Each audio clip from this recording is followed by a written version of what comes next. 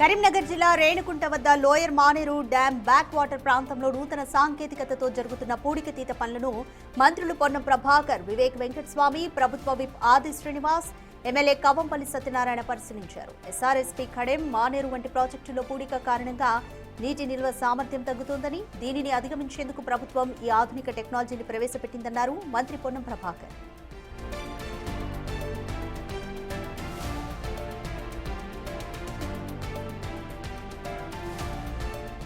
ఈ సాంకేతికత ద్వారా ఇసుక, మట్టిని వేరు చేస్తూ పూడికను తొలగించడం వల్ల ప్రాజెక్టులు పూర్తి స్థాయిలో వినియోగంలోకి వస్తాయన్నారు మంత్రి. తమ ప్రభుత్వం రైతులకు ప్రయోజనం చేకూరేలా ప్రాజెక్టు కెపాసిటీని పెంచడమే లక్ష్యంగా పెట్టుకుందని స్పష్టం చేశారు.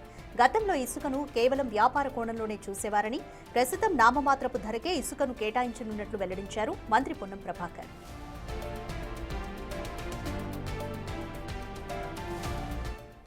తెలంగాణలో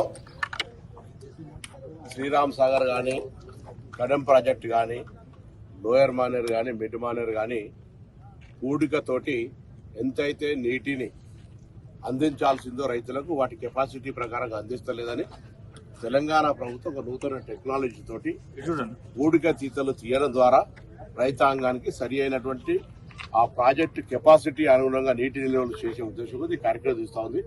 గౌరవ వివేక్ గారు, నేను, గౌరవ శాసనసభ్యుడు ఆది శ్రీనివాస్ గారు, కవంపల్లి సత్యనారాయణ గారు దీన్ని ఒకసారి అసలు ఎట్లా సాంకేతికంగా పనిచేస్తుంది. గతంలో మేము రాజకీయాల్లో చాలా కాలంగా ఉన్నాం, మనం మామూలుగా ప్రొక్లైన్ పెట్టి తీస్తూ ఉండ్రి. ఇప్పుడు ఉసికే మట్టి వేరు చేసే విధానం ఎట్లుందో ఒకసారి చూద్దామని వచ్చినాం. ఇది నూతనంగా ఏర్పడ్డ సాంకేతికమైన దానితో పూడికను తీయడం ద్వారా మరి చాలా కాలంగా కట్టబడేటువంటి ప్రాజెక్టుల యొక్క పూడికను వెలికి తీయడం ద్వారా వాటి యొక్క కెపాసిటీ ఇంప్రూవ్ చేసేటువంటి కార్యక్రమం. తప్పకుండా ఇది రైతాంగానికి అందరికీ మంచి జరుగుతుంది. అదేవిధంగా కన్జ్యూమర్ ఫర్ శాండ్ మేము ప్రధాన ఉద్దేశం ప్రభుత్వం కూడా గతంలో శాండ్ను ఒక మార్కెట్కి వ్యాపారాలాగా చూసారు, ఇవాళ కన్జ్యూమర్ రిక్వైర్మెంట్ లాగా చూస్తా ఉన్నాం. కాబట్టి అవి ఒకసారి పరిశీలన